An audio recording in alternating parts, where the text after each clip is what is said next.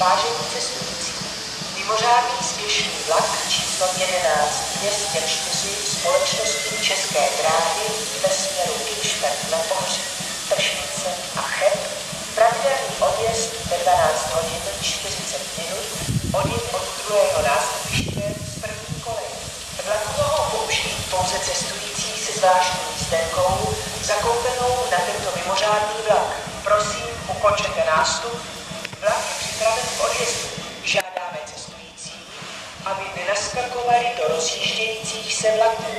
Žádáme cestující, aby pro příchod a odchod vlaků použili odchod na nástupiště.